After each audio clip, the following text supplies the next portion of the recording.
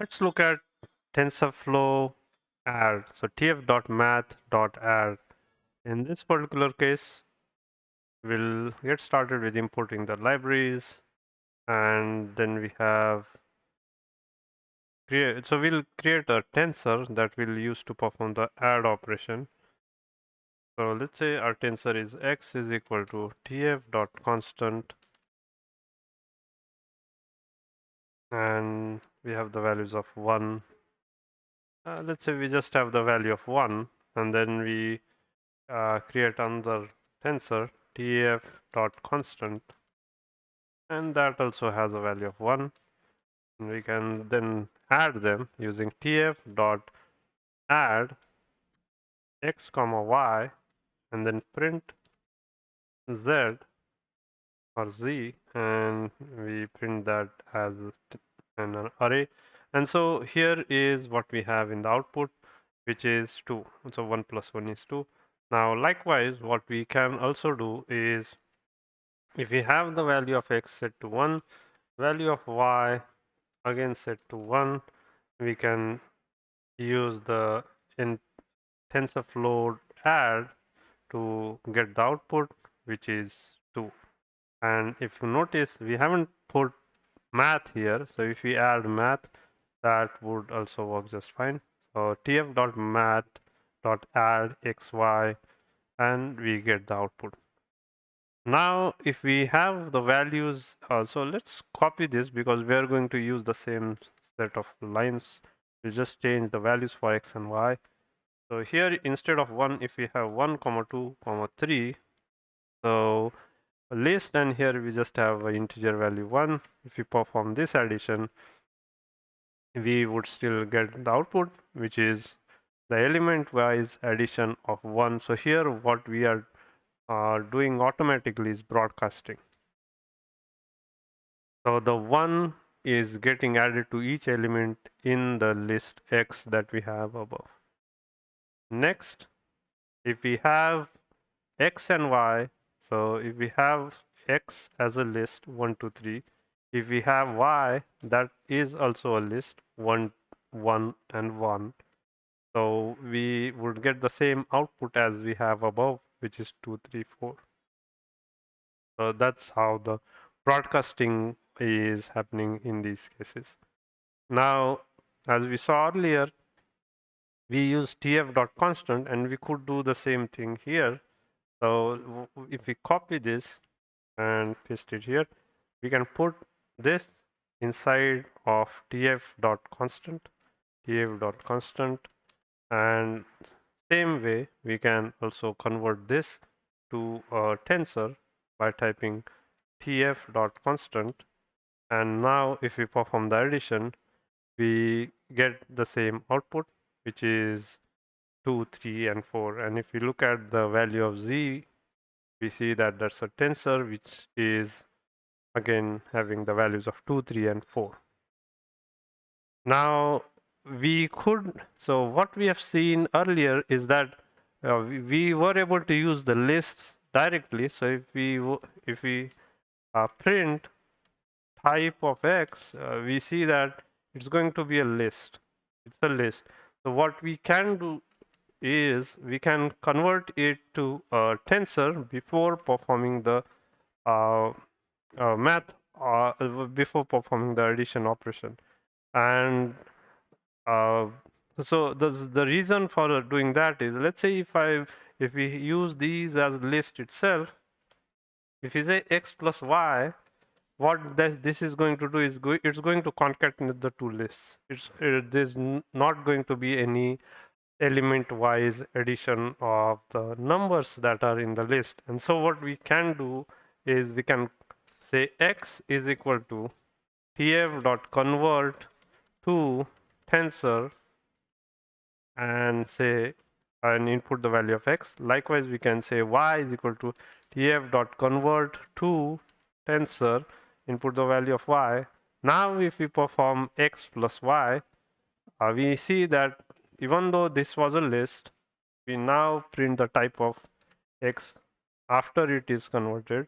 We should see that it's a tensor. So it's a tensor, and then we can perform this addition, which is x plus y, and we get the output that we were looking for, which is the element-wise addition of the numbers inside of x and y, which is 2, 3, 4. Next, let's look at the effect of the type of data type inside a tensor. So if we let's say the error, and the error is overflow or underflow error.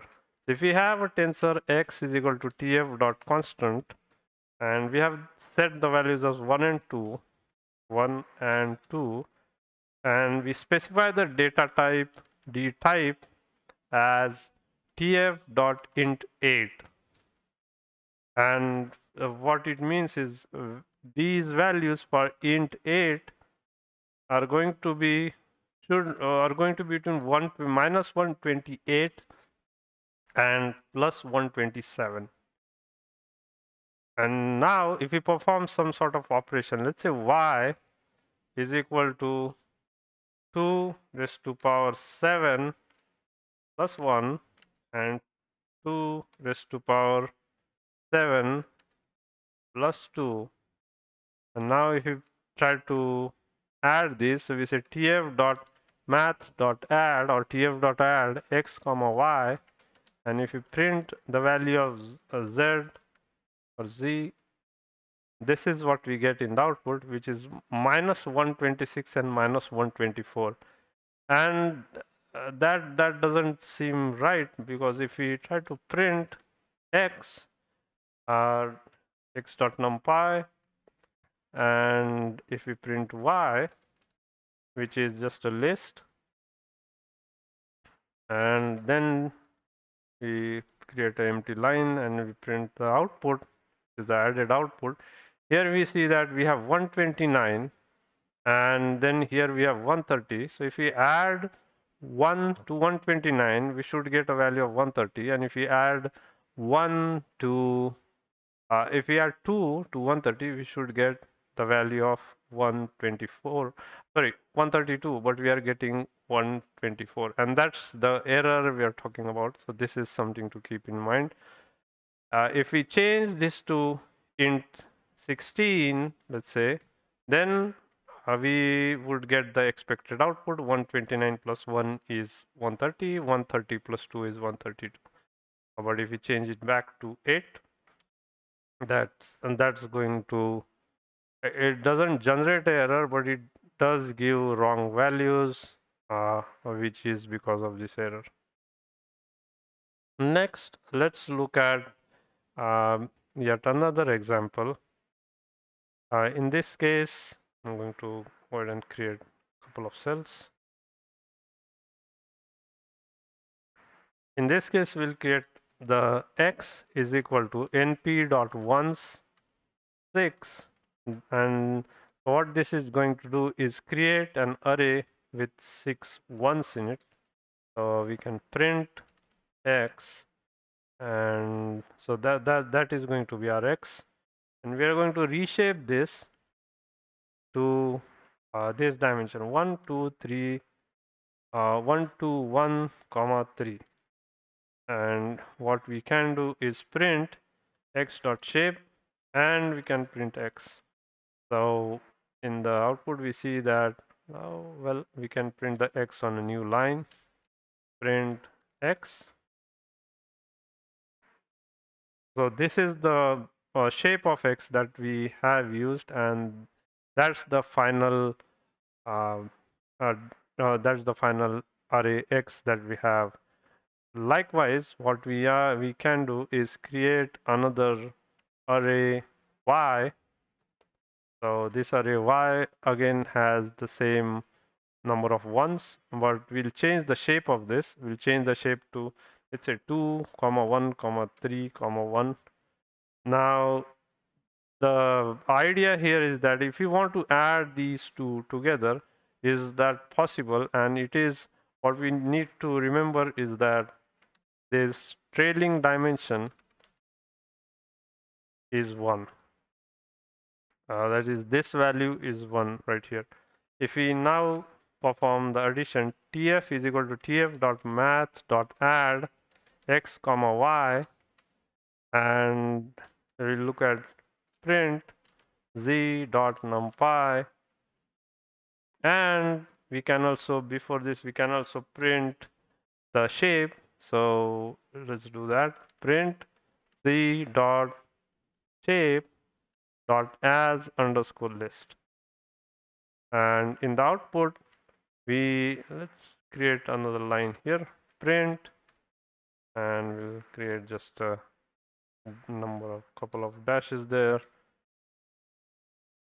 And so what we see is this output where we have this shape which is 2 by 2 by 3 by 3, and this then is the output that we have. So we can again print another line, and let's put some let's put a is equal to sign, 5 of those. And as you can see, the z is this particular output that we get. Now here if we change this trailing dimension to another value, let's say we change this to 3 and change this to 1, and if we, just for a moment, I'm going to remove those lines of code and run this so that we know that the array y is there. And so now we can perform the addition, and when we perform this addition we still get the output because these numbers are equal. So I'm going to add another set, another comment here. Trailing dimension is 1 or equal. So we have the 3 and 3, so this also works just fine. If we, however, change this, and let's say we put a 2 here, if we put a 3 here, then it will throw an error. As we can see, the shapes are incompatible. So that's how we can perform the additions. In another example, let's uh, change this back to 3, run that, and we'll look at one final example for tf.add. X is equal to np.ones 1 comma 2 comma 1 comma 4, and that's 1 comma 4. Y is equal to np.ones 3 comma 4, and then z is equal to tf.math.add x comma y, and then we have print z.numpy, and run this. So this is working because the trailing dimension is the same. So trailing dimension is the same because we have 4 here and then we have a 4 here. So that also works just fine. So that was it for this video. In here we looked at how to use tf.math.add. We'll continue this particular set of methods in TensorFlow Math in the next video. Until then, please like, share, and subscribe. Thank you.